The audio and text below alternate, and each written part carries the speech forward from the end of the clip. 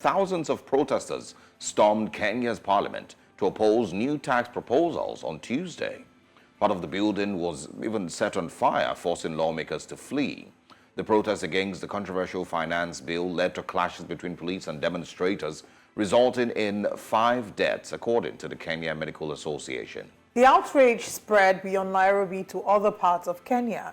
Kenyan President William Ruto blamed the clashes on criminals, who he says hijacked the protests, calling the events treasonous. He vowed to end the unrest at whatever cost. This right here is the most direct assault on the government in decades. Joining us this morning is political analyst and communications expert Awino Gilbert and the acting director, Kenyan section of the International Commission of Jurists, Demas Kiprono. Good morning, gentlemen. Thank you for joining the conversation. I'll begin the conversation with Awino Gilbert. Okay, he might not be joining us, but we'll talk to Mr. Demas. There's a lot of, it's been 7 days of outrage, really. Yesterday was a total shutdown. What we've seen is something that I do not know that Kenyans foresaw will happen in William Ruto's administration, especially because he was heralded as this person who will bring about the change that Kenyans so desire. Yesterday, he gave a speech and referred to some of these people as criminals. What would you say, the current situation is, and what is the impact of William Ruto's speech yesterday? Well, yes. So for the past 7 days, Kenyans, especially young Kenyans, we call them Gen Z, have been going to the streets. We've been organizing online protest to the finance bill that they say is out of touch with the reality of the cost of living. They also say that government needs to prioritize better, not to overtax people, but rather live within its means.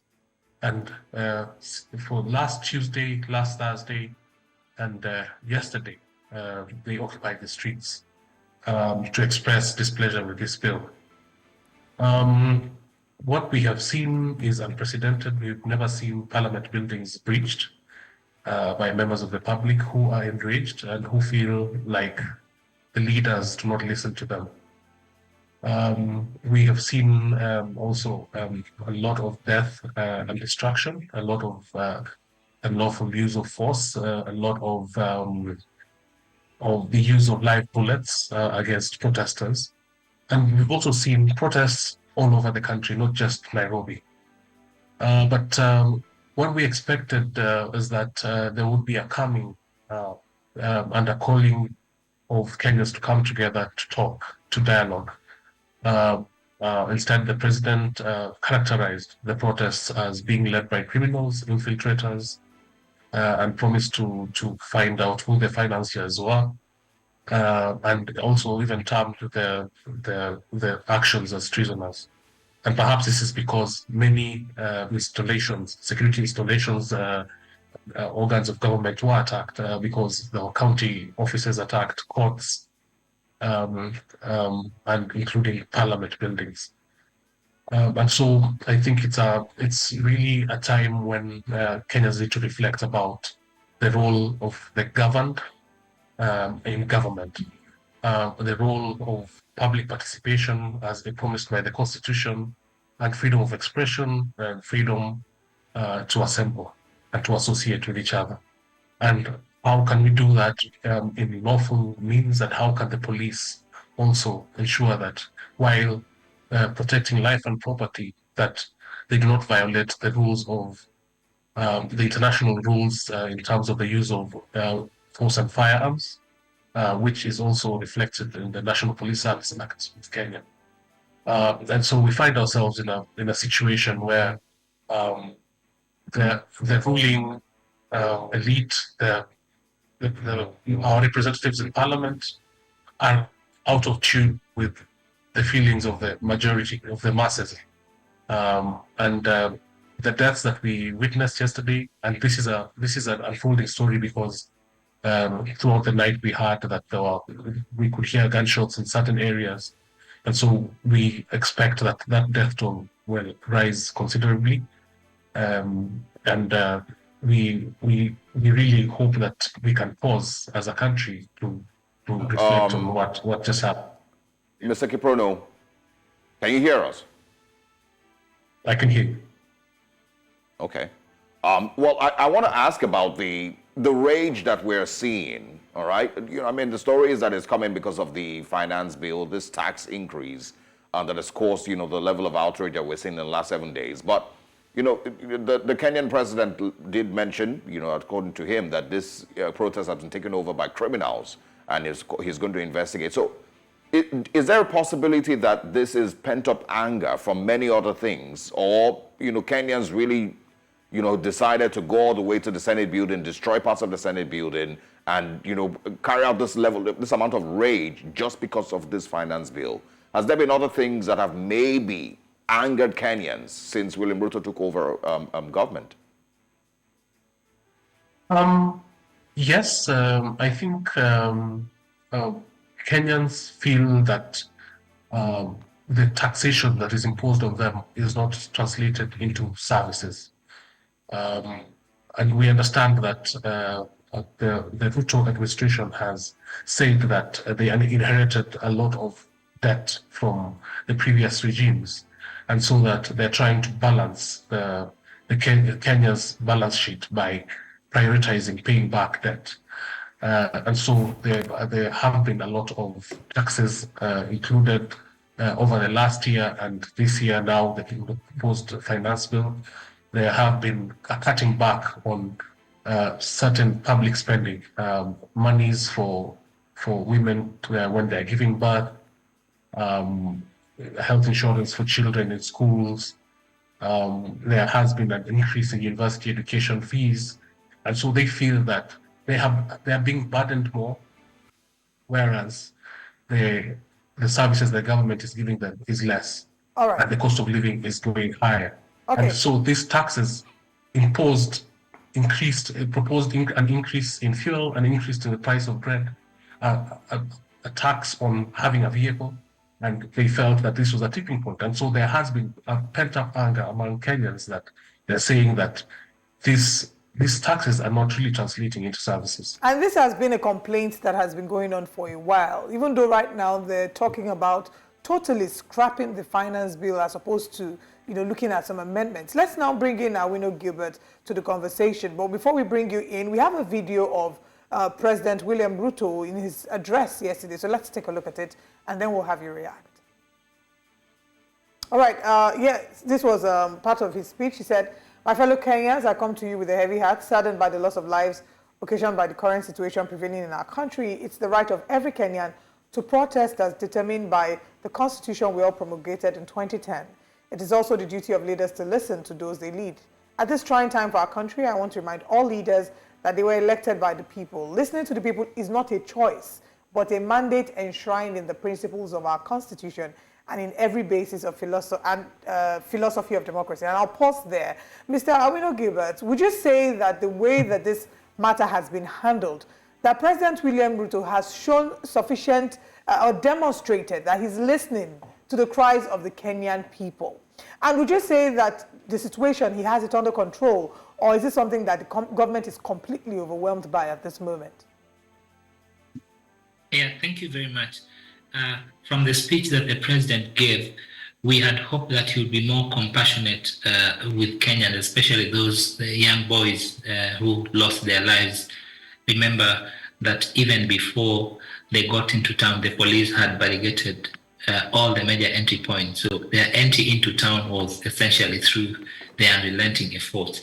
To your question, do I think the president is sufficiently handling the matter, or is he really in control as it should be? The answer is no, but it is true to the character of William Ruto, who is the president of the Republic of Kenya. Naturally, he is a person who is in control of all the other organs of the state. All the MPs allied to him sing to his tune. All the other organs of government have to do what he has to do. And therefore, even as he gave the speech yesterday, the surprising thing is that he knows that why Kenyans are frustrated is because of the finance bill, which essentially is a confirmation of what Kenyans have been saying, that yes, you say the previous regime had messed the state, but what you're doing, you're living so large as if you're leading a very rich country. For example, his State House budget has been proposed from around 5 billion to 15 billion shillings, and yet there is no alcohol taken there. The previous regime had it at 4 billion. There have been the deputy president and their spouses, their location is so astronomical that Kenyans are saying that, yes, you're saying life is hard, but you're not really in tune with what we feel. So therefore, what happened yesterday, as true to your question, indeed, this was long time coming, because Kenyans have said that enough is enough, we can feel this, but you seem not to be listening to us as Kenyans. Yeah. That's the feeling on the ground. Yeah, pretty much, very similar situation that, we're hearing from people here in Nigeria, criticizing the current government here in the country, saying, of course, you don't seem to be listening to us. You seem to be, of course, freely, spending money on government personal projects compared to what you're, of course, affording Nigerians. So it feels like it is a similar situation across the whole continent, but Kenya and Nigeria seem to be twinning at this point. I want to ask you what William Ruto can do at this point that would calm the nerves of the Kenyan people and, make them, go back home. What do you think would put an end to the protest? Or is it possible that it has gotten to the stage, 5 lives have been lost? Has it gotten to the stage where it is just going to continue getting worse?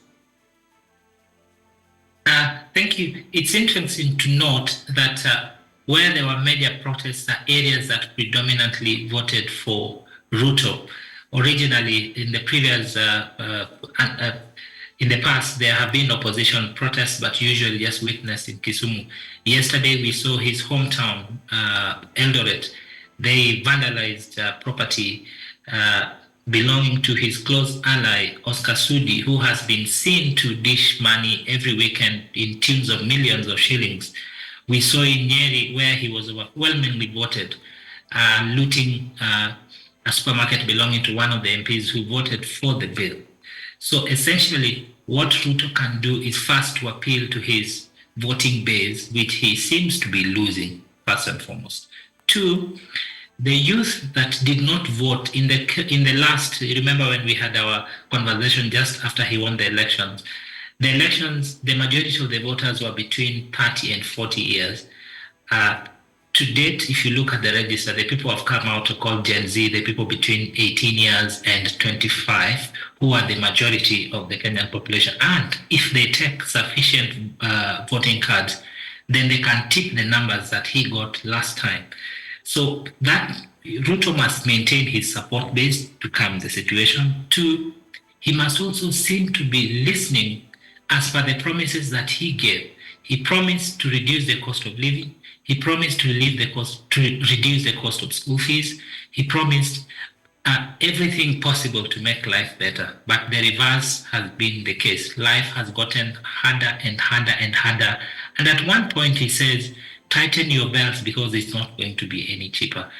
The last thing that I think Ruto needs to do is that when you deliver a speech around a particular occurrence, the grandstanding that was witnessed by his speech, yes, he said he stands with Kenyans, but if you judge his body language, even at the end of his speech, normally he ends by saying, God bless Kenya.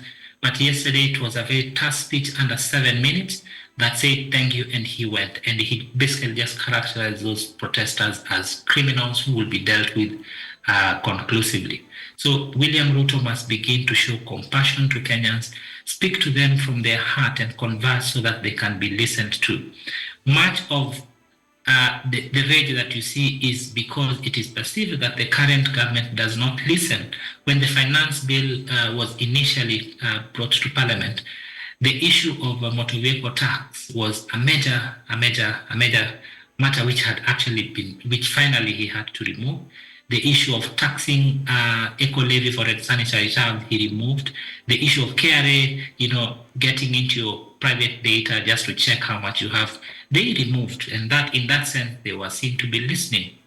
However, even when they have done such amendments, Kenyans still feel that must we make so much noise for you to remove just a few things? And what else is in this bill that we don't know? So therefore, you want to give us time so that we interrogate because we cannot trust you. We think that you operate with your interest in mind and not with our interests. All right. So he has to be. Let's now bring in Mr. Kiprono into the conversation and look at the role that the opposition has to play. In the past few years, or maybe 1 year plus, that President William Ruto has been in office, let's talk about Azimio La Umoja and Raila Odinga. Raila Odinga has spoken openly about this finance bill. He's asked President William Ruto not to sign it. We've seen the MPs for Azimio as well, who have stood their ground. They initially made suggestions regarding the amendments to the bill, but now they have said that the bill should be completely withdrawn. It should not be passed. So first of all, it's past the second reading. So it's now in the hands of President William Ruto. Do you see him signing it? And secondly, how strong an opposition has Azimio been in the current administration? And how much influence would you say they wield? Currently, there is an unofficial, let's say, handshake between the opposition and the executive. The government is actively campaigning for Honorable Raila to be the chairperson of the African Union. And so the opposition actually has not been as strong as it usually is on such issues. And perhaps what complicates the matter so much is that, and that's why the government really has not had a clue on how to deal with this round of protests, is that it doesn't have political leadership. It is quite an amorphous movement that started from the ground, started online, and the leaders are not really known. In fact, over the past week, there have been, especially over the past 72 hours, there have been intensive abductions of persons who are later released, perhaps they are arrested so that the government can try to figure out who is leading this. And from our observation is that there's really no structure to this movement that is going on, led by the youth, led by active citizens, that heavily involves the middle class, which is not what we usually see. We usually see protests that are led from the top by the opposition leadership. So the opposition, I think, from where I stand, is taking advantage of. They want to be the right side of history, right side of the. They want to appeal to the people who are protesting, who are all over the country. But I do not think they really have that much of an impact in terms of how this goes. All right. As for the signing of the bill, I do not know, but I think if the president has powers to reject, to sign, and put in some reservations, then send it back to Parliament. Many think that if he does that, that will be good for the country because it might calm down the nerves. It might give dialogue a chance. All right, let's perhaps this country needs dialogue right now. All right, now let's take the conversation again to a different angle, and just to bring back Mr. Gilbert. Earlier on, I read a speech, graphics. We had a speech, and that was from former President Uhuru Kenyatta. And I want to talk about the role that he might have played in all of this, especially because Kenya has a lot of debt it's looking to repay, which in some way is, quote unquote, encouraging the government to increase taxation as a source of revenue generation, as opposed to maybe taking more loans. Talk about the role that former President Uhuru Kenyatta played in ensuring that Kenya is where it is today, and what is his current stand about the protests that are ongoing, especially the finance bill as well. Yeah, thank you. First, before I get to that question, I would want to say that I can assure you that President Ruto will assent to that bill, because much of what has been put into that bill, he has spoken about them long before they even get to his table. He has been in government from 1997, sitting as a member of parliament, and then he became the deputy. He knows he's more experienced than those MPs. Actually, they get instructions from him. He will assent to the bill. Now, on the role of former President Uhuru Kenyatta, Kenya has an election cycle of 5 years, and the president can go for only 2 terms. After that, you go, and you're elected on the basis of the promise of what you're going to do better. President William Ruto was part of Uhuru Kenyatta's government until he retired, because his office is a constitutional office. It has been said time again by this current regime that the mess that we find ourselves in was actually brought to us by Uhuru Kenyatta, who got himself into so much debt. But it is interesting to note that within the short period of time that we have had the Ruto government, he has actually borrowed much more than the president borrowed in 10 years. If you look at currently what he has taken, if you prorate what he has taken, in the next 2 years, he will have surpassed what the president had borrowed. It has been also said that the former president was funding the opposition, and even in his speech, he alluded to the fact that there seems to be some people who are funding these protesters, which I would want to agree to Mr. Kiprono's assertion that indeed that is not true, because the protesters are people who are basically using Twitter and social media platforms. President Uhuru Kenyatta yesterday just played the role of a father of a nation. If you looked at his speech, he said, I recognize as an ordinary citizen now that I can also feel the weight of the things that you talk about. I encourage leaders to understand that the leadership that they have is borrowed from the citizens. I request them to listen to them and not to talk at the citizens. Yeah, but did he contribute? Yeah, but just to clarify, did he contribute to the current debt that Kenya is having to pay back? Yeah, certainly yes, he did contribute, because debts were taken, and Kenya has always taken debts.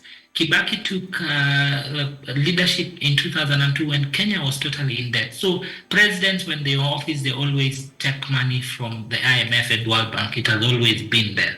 Yeah. But it has been overplayed to the advantage of the current regime, so that they continue to do there are things that citizens are not happy about. Yes, indeed, President Uhuru contributed, to answer your question. Yeah, so I mean, so it's if the finance bill had come a couple of years earlier, maybe we would have had similar protest, during Uhuru Kenyatta's government, or maybe not. There's so many things, and might even be heartbreaking for those who believed a lot in Uhuru Kenyatta, as with the way that he came into office. It seemed like he was changing status quo. He was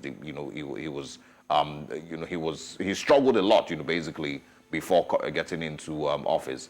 I also want to talk about those who have lost their lives. There's 5 lives that have been lost. Nobody's happy about that. Is there any information as to how these people, how they lost their lives? I was in town yesterday in the morning, just before the protests began, and I went late in the evening, and I was again there this morning just to assess the situation. It is bad. The vandalism that you witness around Parliament and all the major roads, the shops have been vandalized. Yes, it is true that the protests actually got out of hand. Now, on the question, if at all it was the president, Uhuru, in power, perhaps then there could have been more protests. What we're saying, and from a political observer perspective, I see that what the president is not doing very well is managing the optics around himself and the governance principles that he should uphold. He every time he speaks, he never changes his tone to appear to assuade or persuade Kenyans to see from his point of view. He seems to be very forceful, and he seems to be a solo man in charge of the government. And he reiterated yesterday that I am the head. If you look at his speech, he said, I'm the head of this government. I am in charge.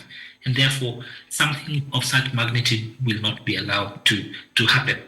Therefore, yes, problems have continued to exist in the past, and we have seen coalition governments or extending a political hand, so that you can help manage the masses. What he has done is that he essentially deals with his MPs in the UDA government who answer to his tune. They are given a particular direction which all of them have to go by. And that's why you see most of his closest allies suffered the major brunt of the protests yesterday, some of them having their houses burnt. So what he's not managing well is the optics around his leadership and appearing to be quite reconciliatory as opposed to what he is currently, which appears to be very, fist-handed. On this side, we hope for calm in Kenya. Of course, Nigerians who've watched this interview now, and of course, I've followed the protests, would almost be able to relate exactly with, similar emotions. But we hope for peace and we hope for calm in Kenya, and of course, no more loss of lives. Thank you very much for joining us this morning, Awino Gilbert and Mr. Demas Kiprono, for your time. We'll love to speak with you again. Stay safe. Thank you very much. Bye-bye. Absolutely.